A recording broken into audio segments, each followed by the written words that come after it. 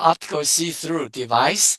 So we will have a micro display projector and then an optical combiner so that our eye can see the real world plus this virtual image. Apple Vision Pro is a mixed reality. That means it it's a VR device plus cameras to see the surrounding. So this is a video pass-through technology. So today we will focus on these AR eyeglasses. In terms of AR optical combiners, there are several approaches. The A and the B are called free space combiner. So micro display project to this partial reflector and go to the eye. So the eye can also see through. And this one is with a beam splitter. So these are all free space combiners. The third one is called the bird bath, as used in the first generation of Google Glass. So the micro display is projected here, and this is a curved mirror, so that the beam will be reflected to the observer's eye while keeping the see-through capability. The fourth one is freeform. Using TIR, total internal reflection, and the partial mirror as well, so that we can see the displayed image while seeing through the ambient, the surrounding world. Each approach has its own pros and cons. Today, we are focused on this important technology combiner called the waveguide combiners, because it offers exit pupil expansion. So the eye box can be large, and the waveguide can be very thin. Then we can use a nano imprinting method to have this deposit input coupler and output coupler.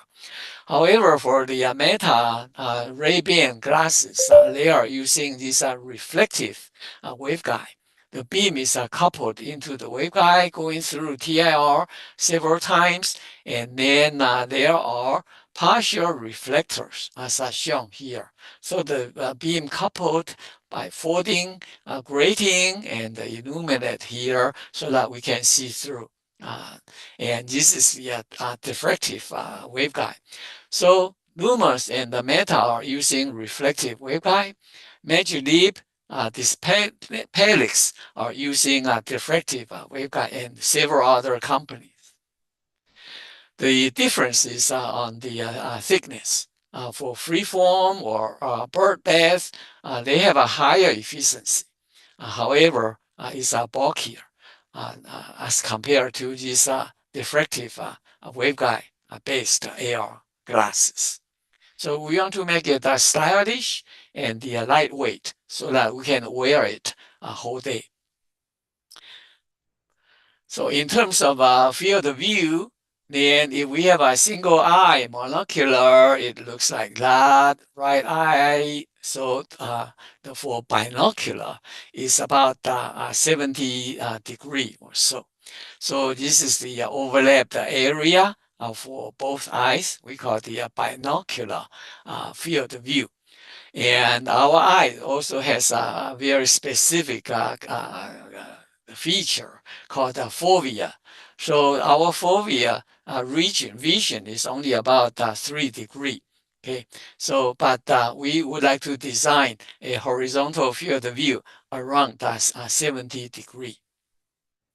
So how do we do that? And while keeping lightweight, so we focus on single waveguide. So as shown here, we have a micro display panel, collimating lens, and then projected to the input coupler. This can be surface relief grating or other diffractive optics. Then the light will be deflected, going through TIR several times, and then hit the output coupler, and the beam will be extracted to the eye. So the field of view depends on the refractive index of the waveguide, as shown here. The solid line is our calculated results, and the dots are this is applied material. And the Meta Orion, they use silicon carbide, and with an index, refractive index about 2.66. So field of view is about 70 degrees. They use RGB micro LED, but the cost is high. That's why they rolled out the first generation, not using silicon carbide and not using micro LED. Instead, they use liquid crystal on silicon and the glass waveguide, reflective waveguide. So for the input and the output coupler, let's first look at the surface relief gratings as shown here.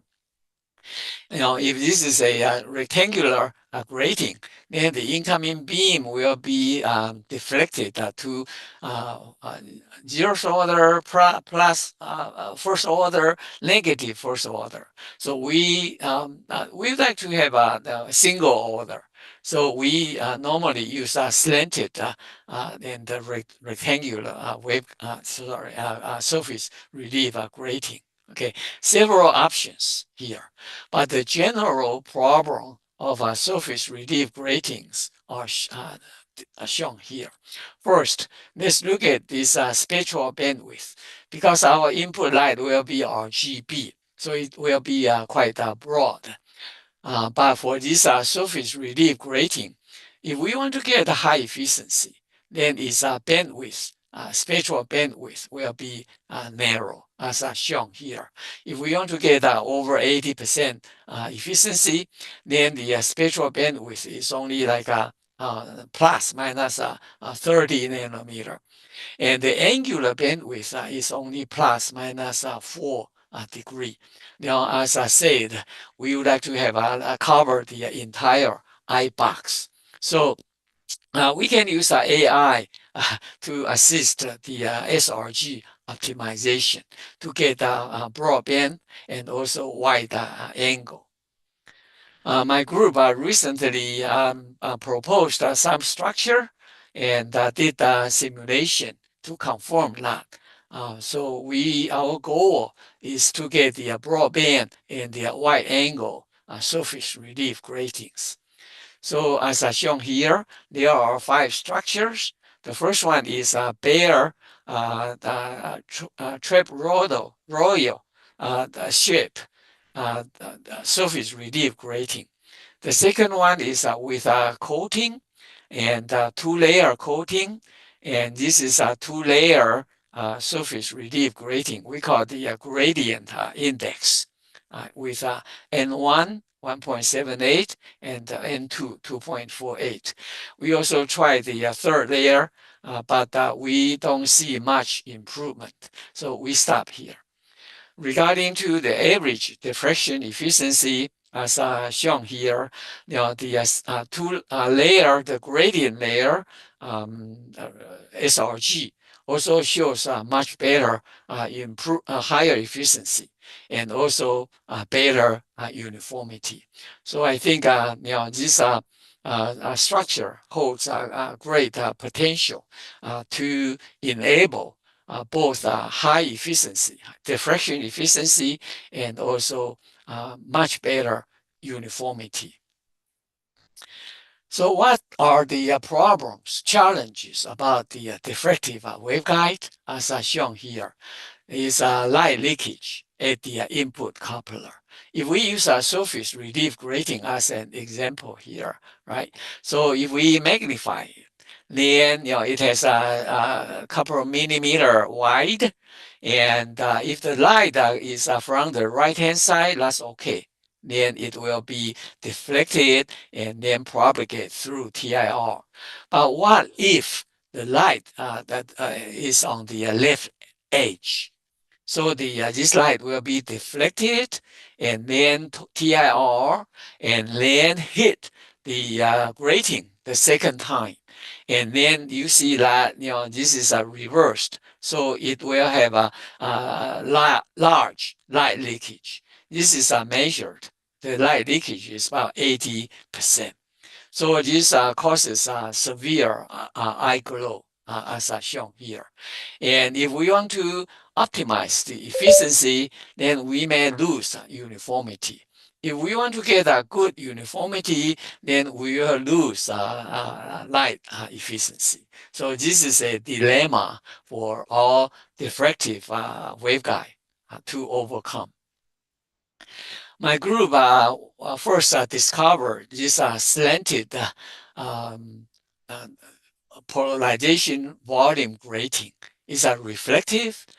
So we have a cholesteric liquid crystal across the film.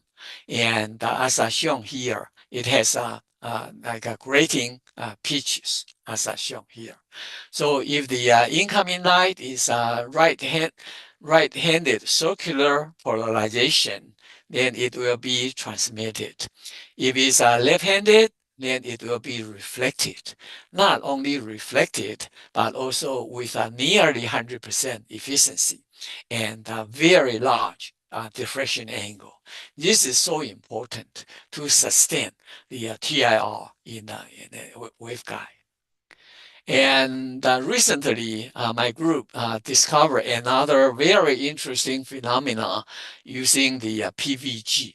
That means if the incident angle increases, this is a normal. So say, this is about 50 degrees, for example, then we find that this PVG will serve as a polarization conversion effect. That means the incoming RCP after passing through this film will become LCP. And this one has very important applications as shown here. So again, this is PVG, and we have an incoming light. So the first one will be deflected with high efficiency. Then TIR, and then passing through. But now we have this polarization conversion effect. So the light will not leak out. Rather, it will be reflected again by this PVG. So now the light will be continue to propagate along the waveguide. So we did the experiment to validate this concept.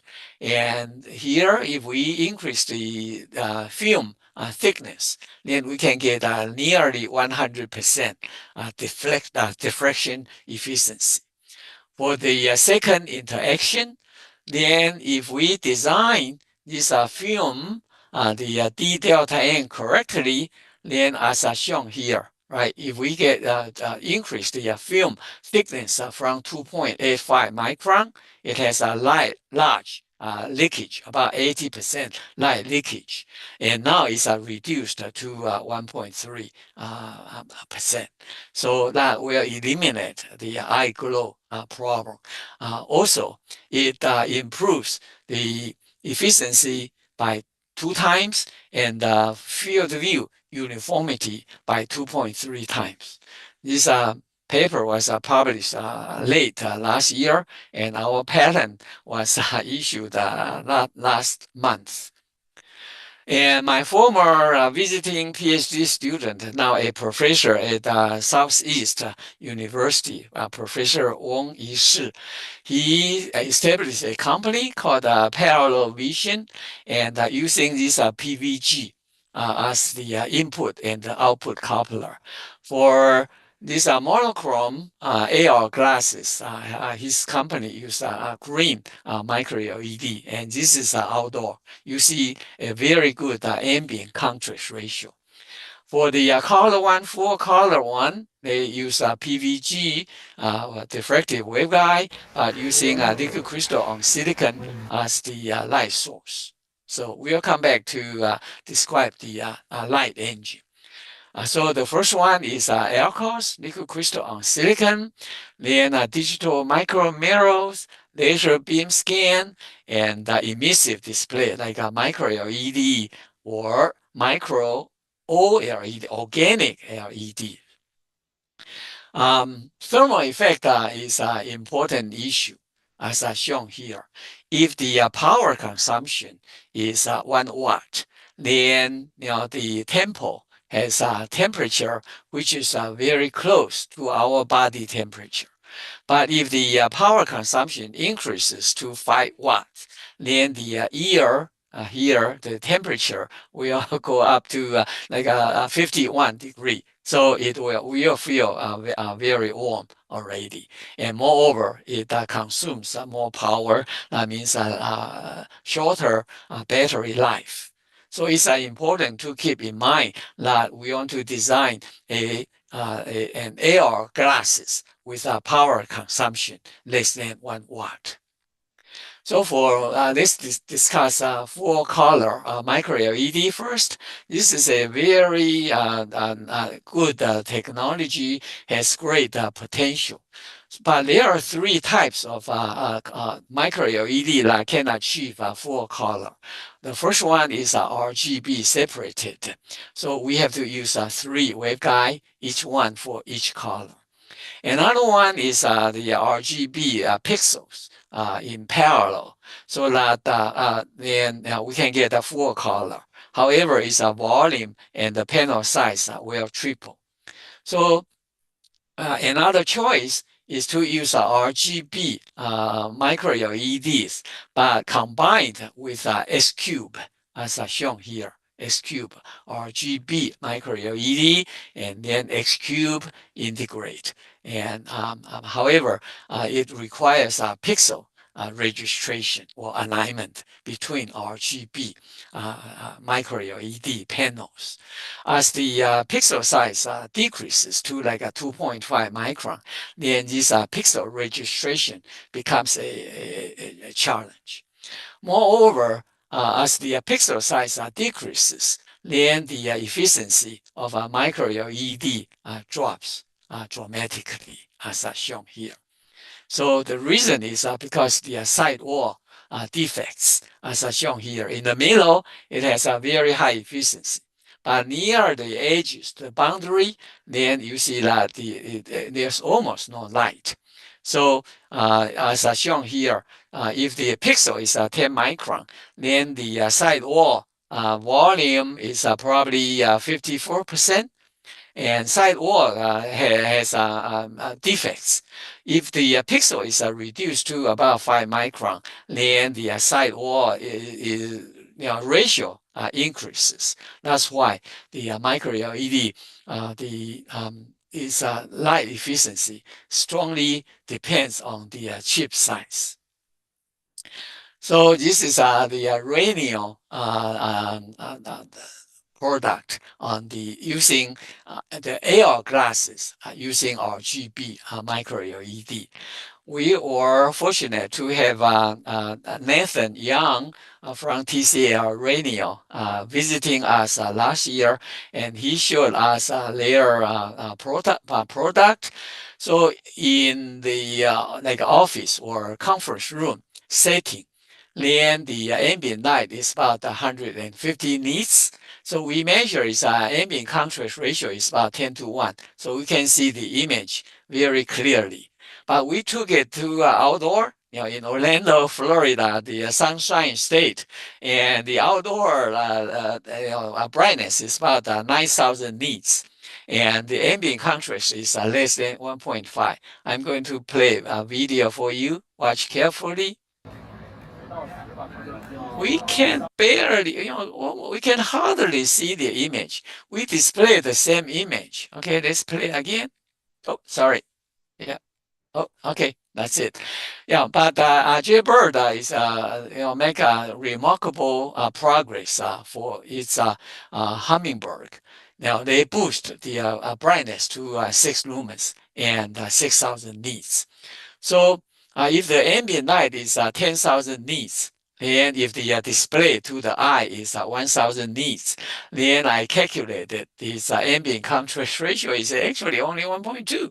It works very well in the office. Okay, so one possibility is here. Now we if we increase the brightness, display brightness, then we can increase the ACR.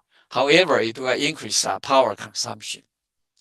Another smart way is to lower the ambient light by adding a smart dimmer.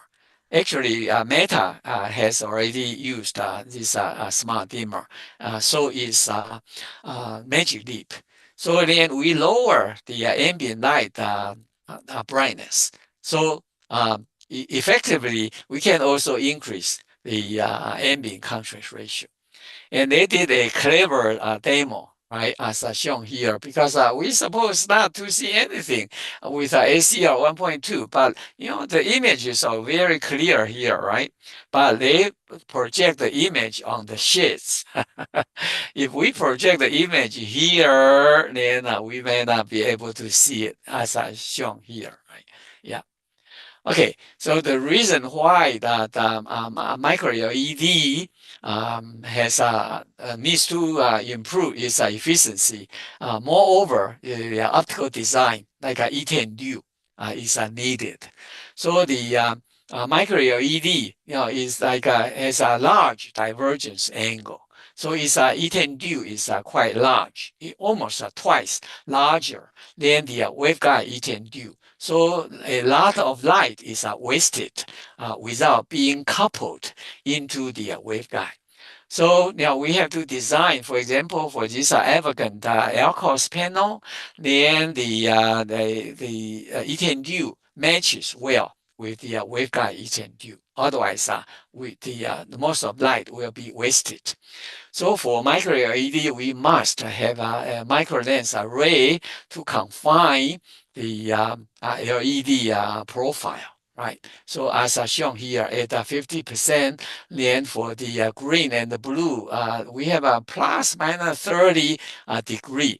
That's still too wide, okay? But the red color is even wider. And this is the S cube, right? So this is published by Gore-Tex in May this year. So they use RGB panels and 0.13 inch, and the field of view is less than 37 degree with S cube. For liquid crystal on silicon, then we have a liquid crystal sandwiched between glass and the aluminum reflector. Then all the driving circuits are hidden beneath that from silicon or CMOS. Then the light will coming in with a field sequential RGB. So for LCOS, it doesn't matter whether it's a monochrome or field sequential or color. It works the same. Okay. So this was my invention. However, my patent expired several years ago. Nowadays, many companies are all using my invention. Okay, like Himax, OmniVision, and many products, including the recent Meta AR glasses.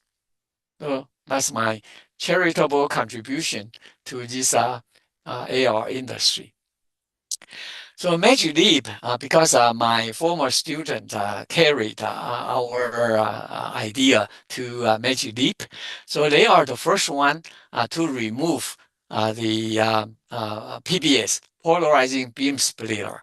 So then they can boost the field of view to 70 degree. Let's see how it works. We have LEDs and polarization recycle, and then LCP and lens, projection lens, and then another LCP. Okay, so any reflection here will be blocked by this circular polarizer. And moreover, from our 2005 paper, we have already discovered that if we use a circular polarization, then there will be no fringing field effect. And this straight light will be blocked, so that will improve the contrast ratio. And they also added a smart dimmer Actually, they are the first one to implement smart dimmer into these AR glasses. So I tried it, and the image looks very good. Recently, Himax also removed the PBS, and they make it into like a PBS array here, and they call it a front lit and dual edge here. It's also published earlier this year. So they split the incoming beam into two parts. The first one cover one half of the PBS array. The second one cover the second part. So now they have a dual edge. So then the uniformity is improved. And also the emission cone is confined to plus minus 10 degrees so that all the light can be coupled into waveguide easily. And they also apply local dimming. So the LED power is reduced by only 30%, from 300 milliwatt to 90 milliwatt. Then the contrast ratio is boosted from 50 to 200 to 1. You see that there's a postcard effect. And now, due to local dimming, then we can turn off the LEDs in this area.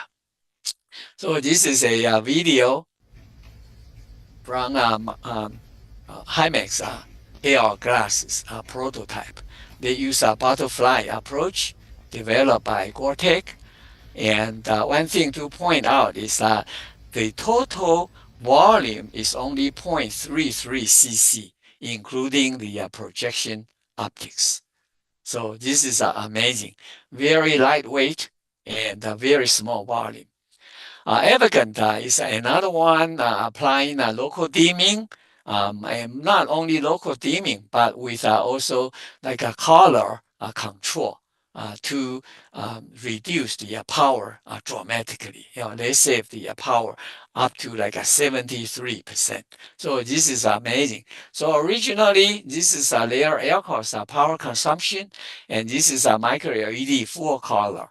With a local dimming, then the power saving, there will be more power saving when the average pixel lit, the on pixels are fewer. Okay, 800%, of course, there is no saving. Okay, so this is another important approach. And moreover, if we use a laser for as the illumination light source for LCOS, as shown here, developed by Vidrio lab, as shown here. So they have RGB quantum laser chips, and then PBS. They haven't removed replaced this PBS yet, and LCOS reflection, right? So they can get 10 lumens per watt, and this is a very respectable, right? And field of view 50 degree. We use a laser. We worry about laser speckles, but they develop a very simple approach using this vibrating mirror, a small angle, only about 5 degrees. Then up and down, and as shown here, they can eliminate the laser speckles almost completely, as in comparison with the left figure.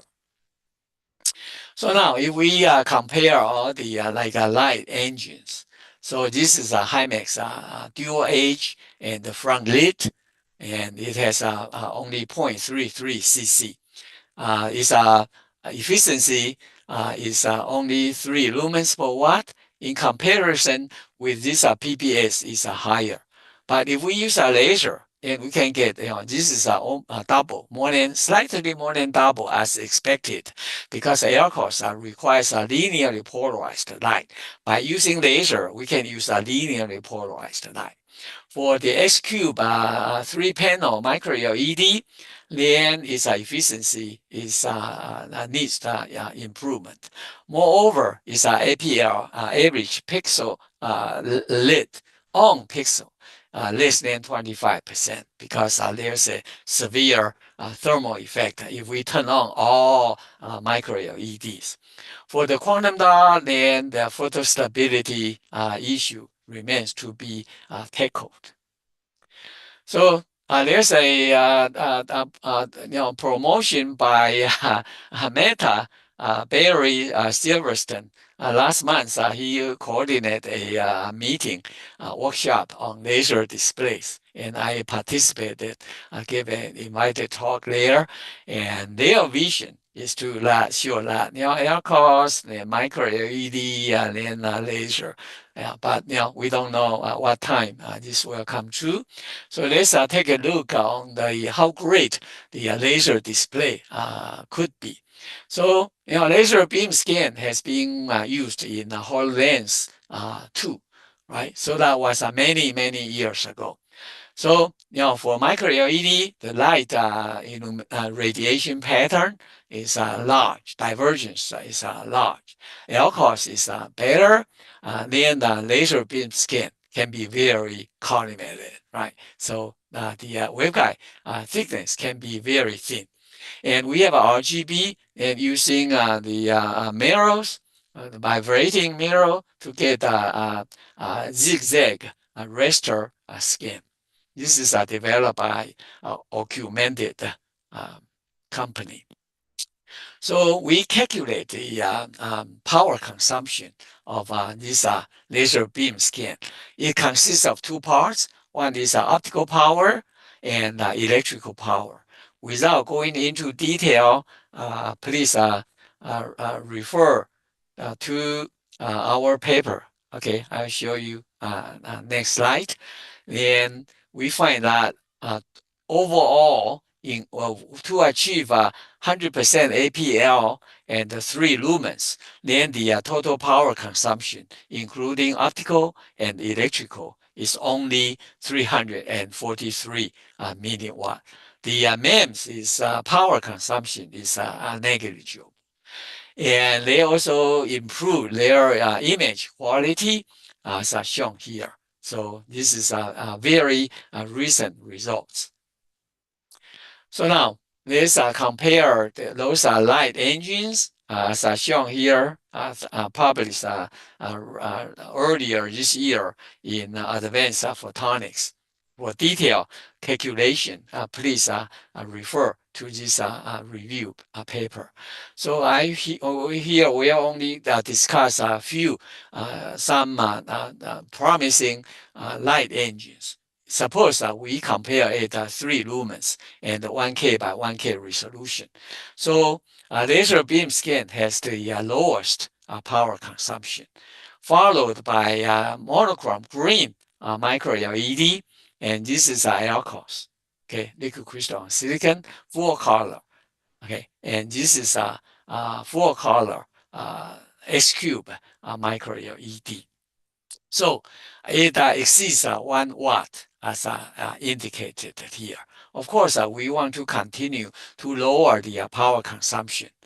Okay, so one way is to add a smart dimmer, right? So if the smart dimmer only transmit light 10%, okay, then we can lower the luminous power to 1 watt while getting 4:1 ambient contrast ratio. This Mario looks good if the ambient contrast goes up to 10:1. So by doing so, we lower all the power consumption for every technology as shown here. Okay, and the LCOS here has not considered the local dimming effect into it. So we can see that this is a very interesting technology, and they are very competitive in terms of power consumption. So the 2 weeks ago, Flex Enable, they develop all types of smart dimmers, like global dimming, no dimming. Then the details of this bird is disappeared, right? Global dimming and pixelated, or called local dimming, or called the segmented dimming. They use organic TFT so that to reduce the diffraction effect. So ideally, we like to have a very high contrast ratio smart dimmer and with a fast response time. Potential candidates are liquid crystal, photochromic, or electrochromic effect. So with that, I like to conclude saying the AR light engines, for micro LED, green monochrome, and also the small APL micro LED in this product arena, then micro LED will dominate. However, for full color and large APL and large field of view, then LCOS will continue to dominate. And they will compete with full color micro LED as well. But adding a smart dimmer helps everyone. Okay, and lightweight is critical for whole day wearing, right? So the alcohol size demonstrated 0.33 cc, so volume. So this is very impressive. So then the race just begin. So with that, I'd like to thank my contract sponsors and my hardworking students. And also, I'd like to thank for your kind attention. Thank you. All right. So thank you, Professor Wu, for this very, very inspiring talk. And we actually accumulated quite a lot of questions online. So I guess I'll start by asking a few. Okay. Okay. And uh, so basically, I guess in your talk, you have made a very comprehensive review in terms of micro LED, LCOS, and this laser scanning based approach, right? So, Yes. what do you see will be the future like trajectory? And this is like Meta has published recently on Nature. There is a flat panel laser display technology. So, what's your take on that? And will like LCOS still dominate in the future? Yeah. Yeah. This Meta's approach is interesting because they use photonic circuits. Okay, so in comparison for micro LED or LCOS, we use a CMOS. So that's the major difference. Then, of course, the maturity in terms of maturity, I think this CMOS based is more mature. So we'll continue to see the micro LED, I mean CMOS based micro LED, LCOS, liquid crystal, or even organic LED. They will continue to dominate before that photonics IC circuits is will be ready. Okay. Thank you. Thank you. And That's a far pitch. yeah. Yeah, but we need a new technology, right? We have to Yeah. spread seeds. Otherwise, there will be no future fruit. Okay. Of course. Yeah. So, and I guess one of the question I also have is, for example, for LCOS, okay, its principle to make the display happen is that it blocks some part of the light by rotating the liquid crystal, right? Mhm. So does that mean like the physical principle means that it'll lose part of the light because it'll block it, right? So why, like in your graph, like it has the sometimes the lower power consumption that compare with some self-emitting Oh, material no, like no, no. Yeah, okay. You are right. This is called the light modulation. Mhm, Unlike a micro LED, right? Micro LED, if you want to get a dark image, then you just don't turn it on. Okay. mhm, So this is in terms of this physical mechanism, you are right. However, we mhm, have to consider like the entire system, not only the LCOS, it requires a linearly polarized light. But mhm, as shown before, we have to consider the entire system. For example, like a ethane dew, how the light, like a micro LED light, can be coupled into waveguide. So we consider the overall system efficiency, not just a single component. Okay, okay. Okay, thank you, thank you.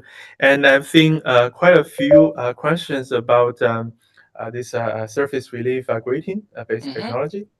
So one of the there has been a couple of questions related to that. So that is, so how do you potentially solve this chromatic dispersion issue? Okay, recently we have actually seen quite a few paper like people using like meta surfaces using higher order diffraction to do like single layer grating for like a color display. Or what's your take on that? Is Yeah, that long way to that's go? a great question.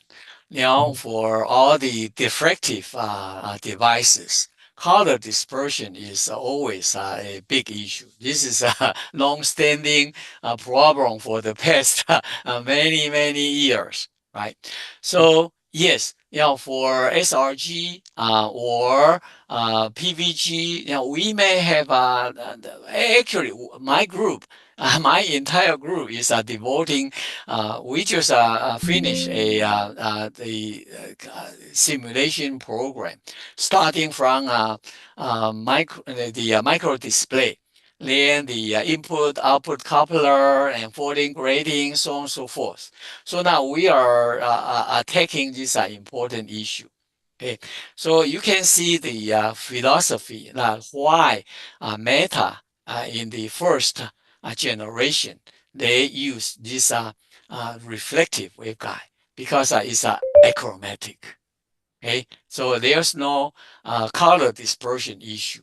But for this one, now there is color dispersion issue, and there are solutions. I think everyone is working on that.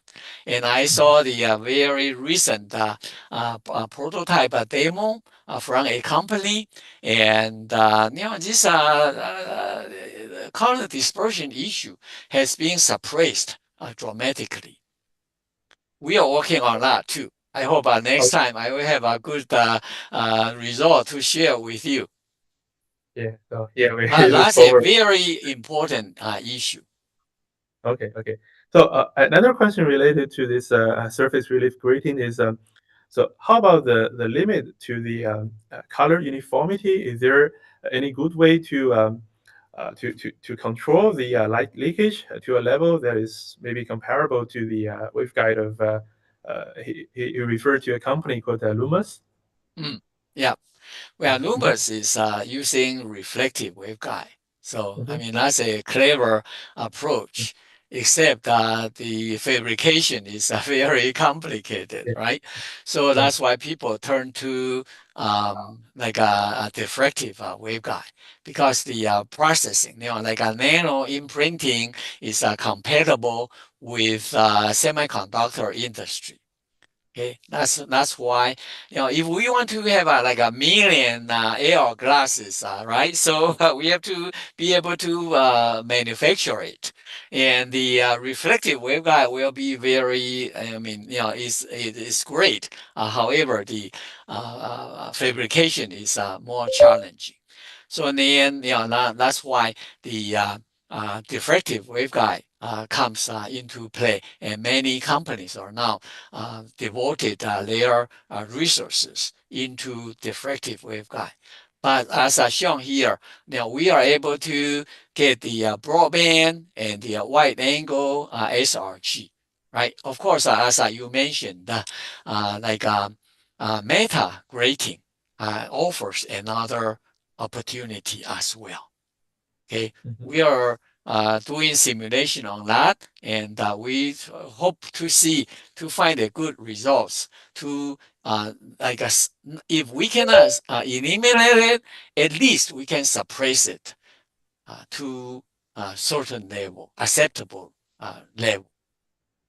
Okay, okay. Thank Okay, you, thank you. but here, as you see that it holds a promise, both high deflection efficiency and very good uniformity. However, here we have not addressed the color dispersion yet, Okay. but it can be done. I saw it. I saw Okay. the prototype. I see. All right. So there are also a couple of questions related to this liquid crystal material itself. And since Mhm. we all know that you are one of the pioneer of this topic, so one of the question is, so the LCOS used in the AI glasses. So is the liquid crystal material the same as what has been used in those conventional like projection displays? No, slightly different. Okay, Hmm. this one we need almost like okay here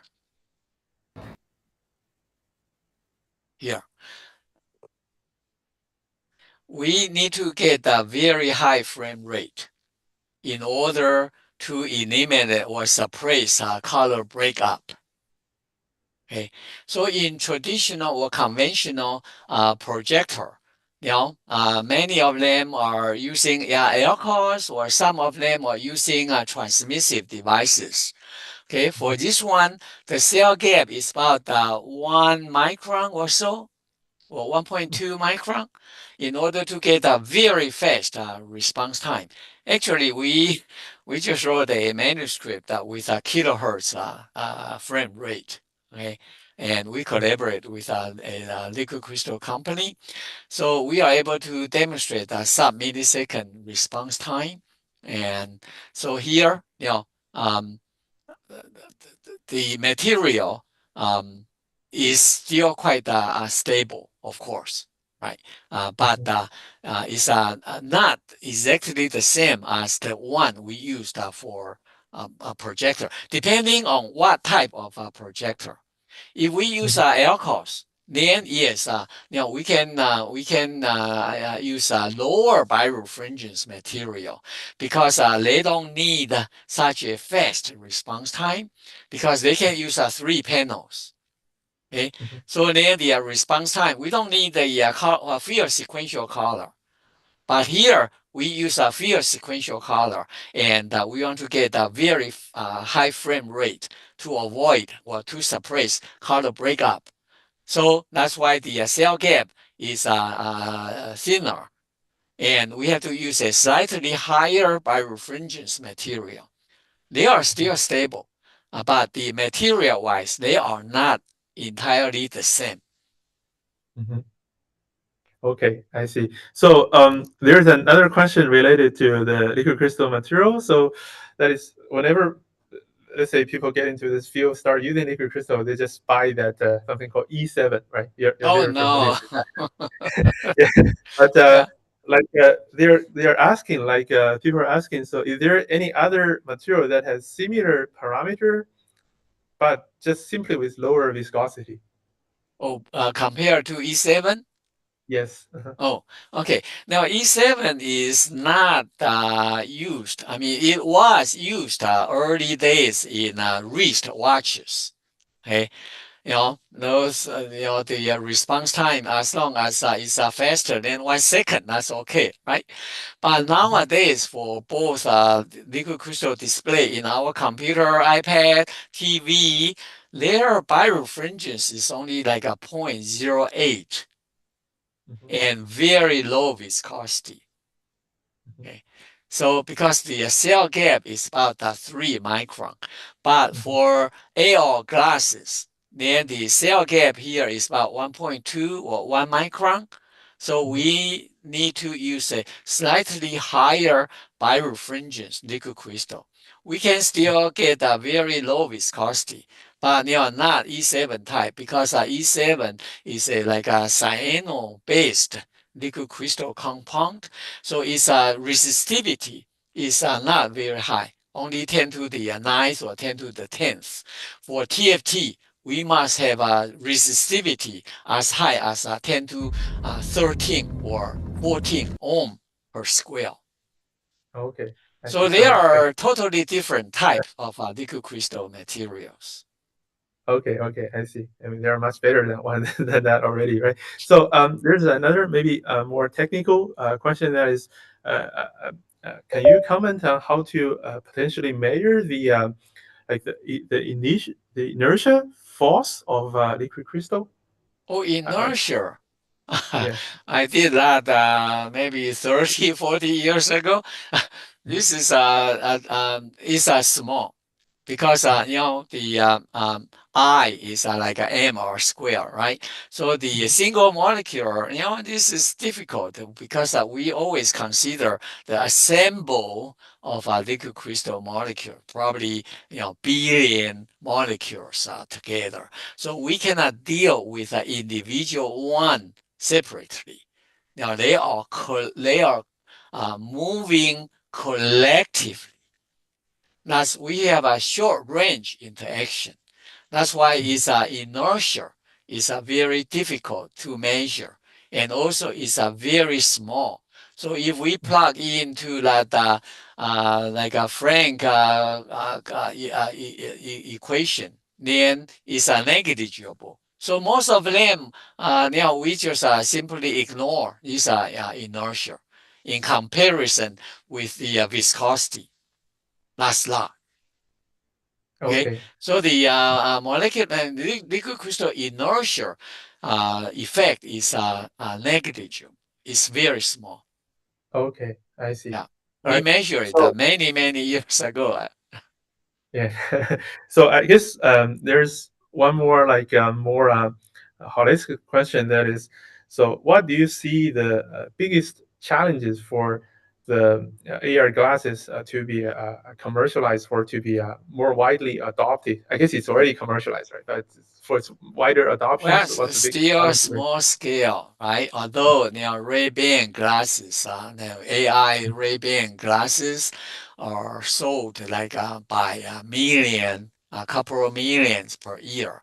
But Mhm, that's still a small, much smaller in comparison with iPhone or smartphone. mhm, So mhm, a smartphone is a must-have, right? But the mhm, AR glasses will gradually find good applications. For example, we can have a GPS, a head-up navigation without looking down. So that's one possibility. And taking picture or doing the like an instant language translation. So mhm. gradually, the application will be opened up, and the quantity of the AR glasses will gradually increase. But it takes time. We are all looking for so-called killer applications. So, All right. it's Yeah. remember, we are looking for must-have, not just good to have, right? So if Mhm. everyone must have, then they will buy it. Everyone will buy it. Okay. So, Yeah. but it takes time to cultivate the market. Mhm. All right. So I guess to end this Q&A session, I want to end with one more question. So we all know, like Professor Wu, you have actually uh, raised many excellent students and postdocs and research scientists. Like they are making contributions in both important contributions in both academia and industry. So can you give some like advice to the newer generation of students entering this field of optics or just this AR business, or also to these maybe young faculty members? Like, how can Mm. we foster the new generation of students, or any advice? Well, Yeah. definitely, um, now we need a next generation task force, talents to sustain the growth of this important industry. Then, in display, I have been in display industry or area technology for like, almost 3 to 4 decades. And I feel never tired because each year there are new things coming up, right?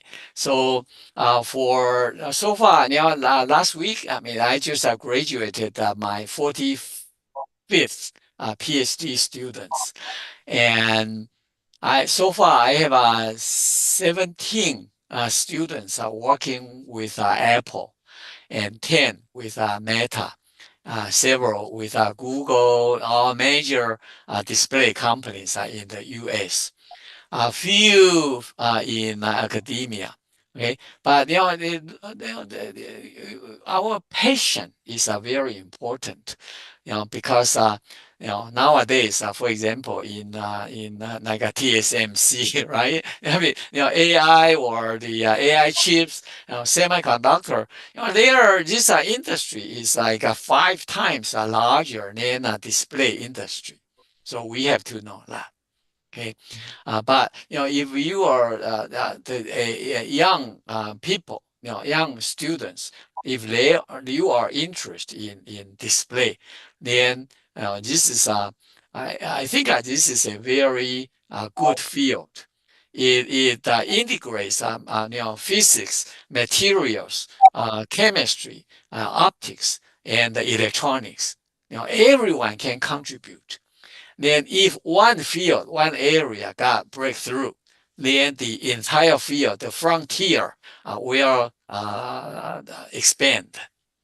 Okay, so um, now my advice is that depending on your interest, right? But in display area, everyone can make a contribution. Mhm. Right. Of Yeah. course, So. you are welcome to join my group. We recruit young talents every year. Mhm. Yeah. Yeah, I think people will know from your webinar. Okay, I'll send your email or so. Yep. All right. So, Yep. Please do. yeah.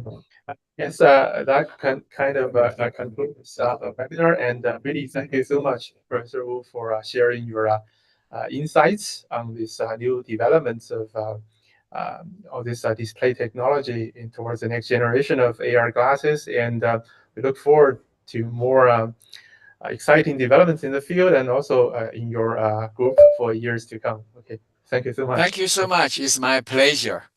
Yep. Thank you. Thank you.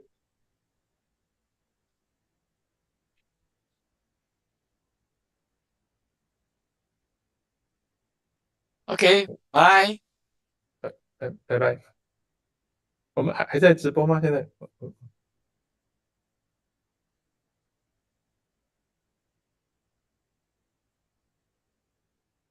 ？All right. All right, I guess we can stop here. 好了，要不那个这块儿咱们就那个结束了。我让同学那个上来那个。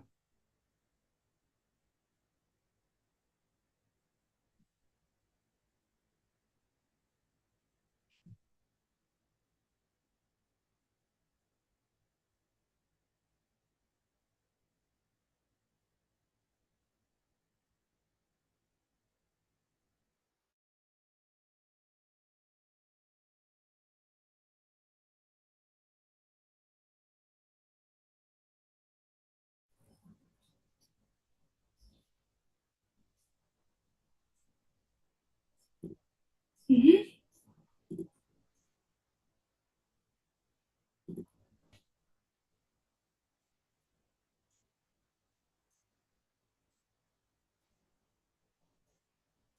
哎，吴老师已经走掉了吗？